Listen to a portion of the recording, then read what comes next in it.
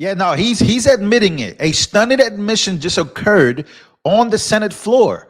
Peter Welch, speaking, Democrat senator speaking on Obamacare. We failed to bring down the cost of health care.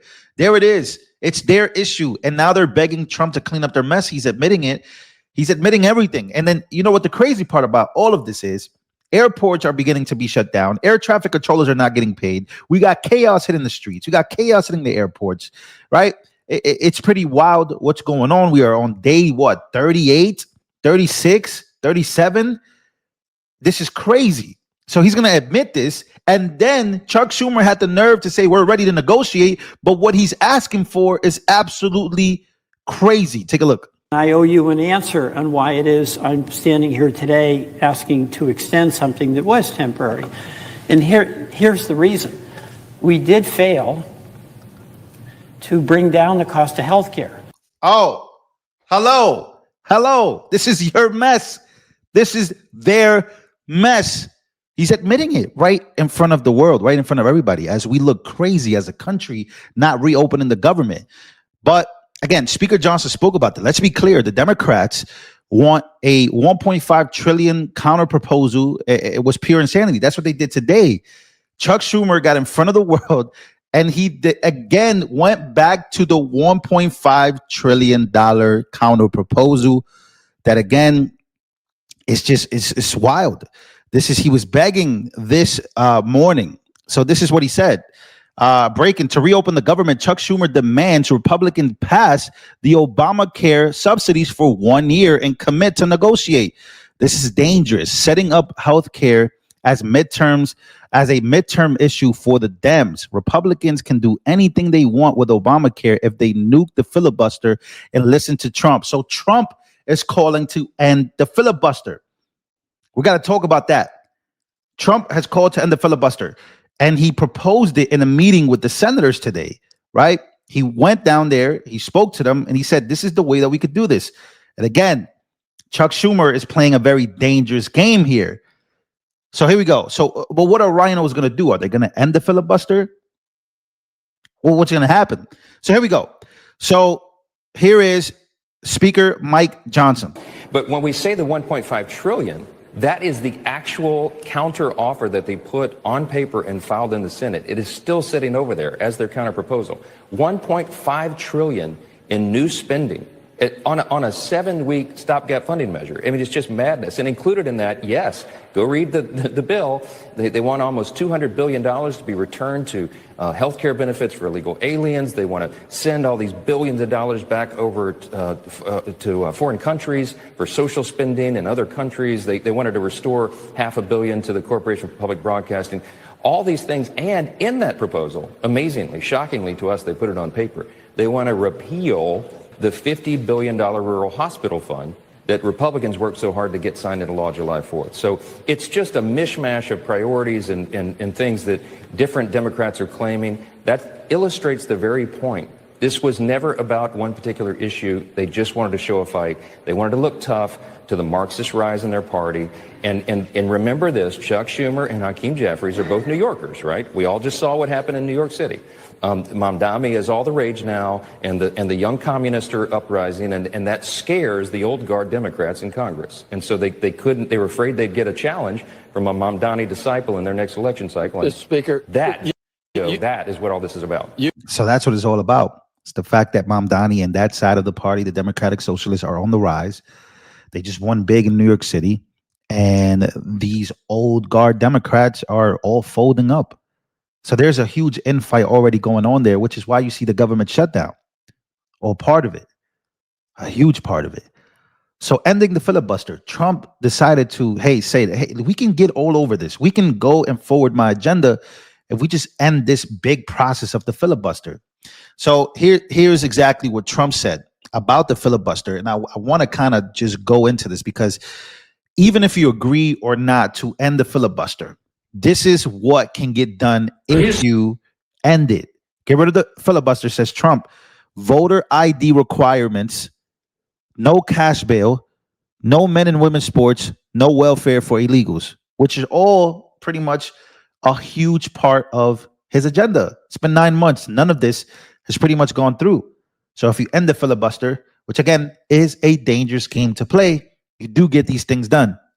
So here is what he had to say.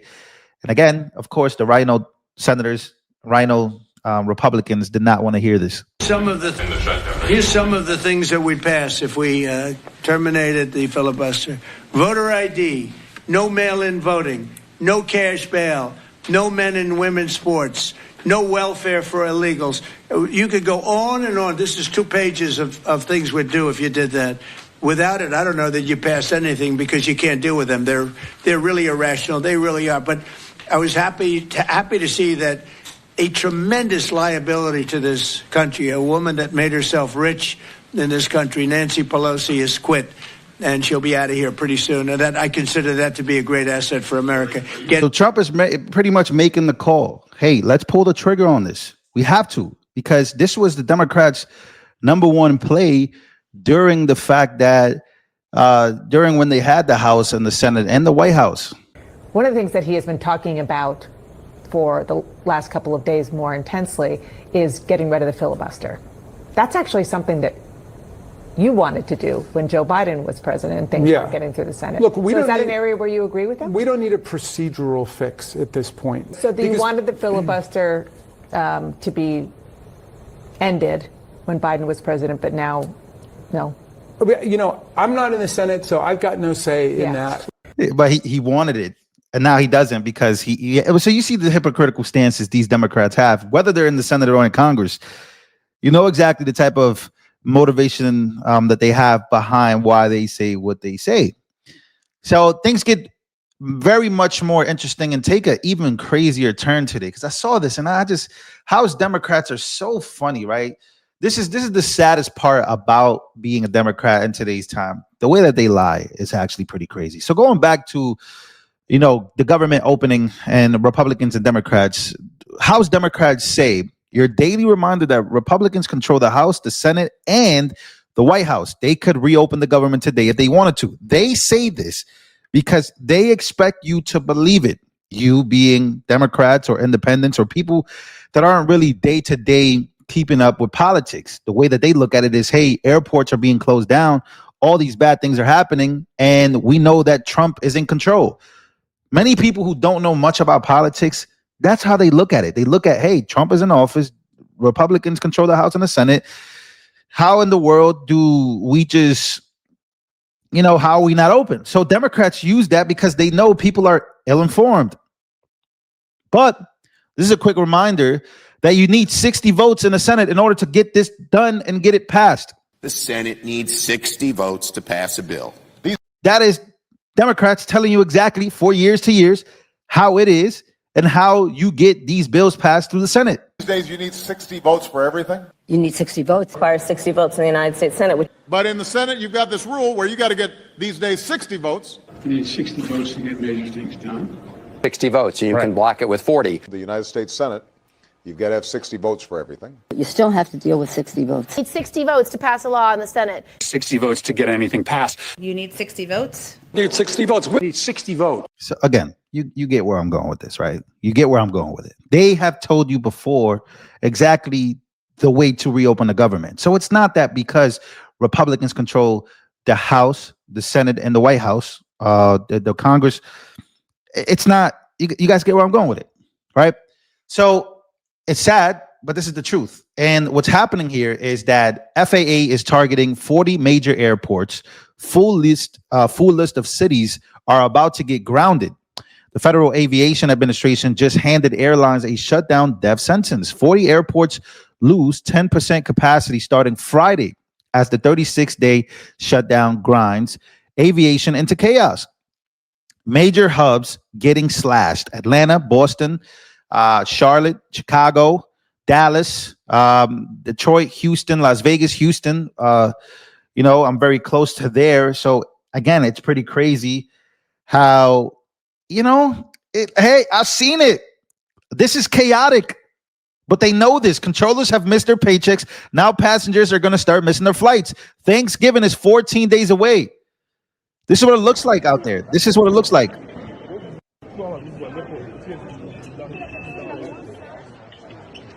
This is insane.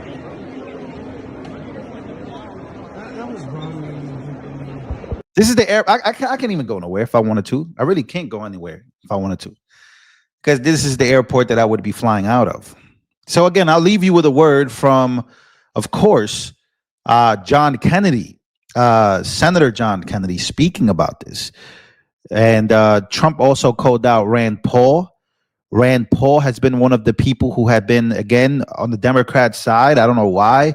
I saw, this particular post from Trump speaking of Rand Paul. I'm going to show you guys in just a second, because all this stuff, again, is getting pretty intense. It's getting pretty crazy, and people are mixing up what the truth is versus what the truth is not. You know what I mean? So Senator Rand Paul just motioned to remove Senator John Kennedy's bill without congressional members paid during the shutdown. Rand Paul wants to be paid during the shutdown. He doesn't want to lose his paycheck. So here is President Trump calling out Rand Paul, who I love very much, by the way. I love Ron Paul, who his father was. I love Ron, all-time libertarian. But what is going on with Rand? So Trump says, it was so interesting yesterday when our great senator from Louisiana, John Kennedy, introduced a bill in attempt to withhold members of Congress from getting paid, and Rand Paul, who never votes for anything, tries to stop it because he wanted to be paid. In other words, Rand wanted to pay the people who stopped the government from working. What's going on, Rand? I thought that was very, very, very interesting. Here is Senator Kennedy speaking of all of this. As everyone knows, folks aren't being paid while we're in a shutdown. Our air traffic controllers are not being paid. In fact, starting tomorrow, the airlines are going to be canceling flights. Our staffs are not being paid. Federal employees are not being paid. These young men and women here, our pages, are not being paid. Our military is only being partially paid. I'm confused about SNAP payments. Some say the payments are being made. Some say they aren't. I don't know who's telling the truth, but I do know this. I don't think anybody wants to see anybody hungry in America. The only people that I can ascertain who are being paid are members of Congress. Now, I'm not being paid. I said I wasn't going to take a salary during the shutdown. And some of my colleagues are, and I'm not judging anybody. The purpose of this is not to judge anybody. I'm just saying that it's time that Congress set an example. I've got two bills I'm going to offer up today. The first one is called the No Shutdown Paychecks to Politicians Act. This just says that while we're in a shutdown, members of Congress don't get paid, and they don't get back pay. The second bill is entitled Withhold Member Pay During Shutdowns Act. That bill says while we're in a shutdown, members of Congress don't get paid, but they will get paid. They'll get their money in arrears after we open government back up. So imagine these people who shut down the government, who can't find a solution, still want to be paid, including Republicans, with our taxpayer money, while we get to suffer as taxpayers. Isn't it weird how that works? It's wild to me that Democrats can admit that they and their Medicare and health care, hasn't been working. It hasn't worked. They're not bringing the cost down. They're not doing a good job. Then in the midst of all of this, you have these people asking for some crazy stuff and willing to have people suffer, knowing that Democrats are going to still use the narrative that it's all Republicans' fault while you're suffering, while they try to get what they want. At least a lot of people still get to know the truth behind all of this. Prayers to America, ladies and gentlemen.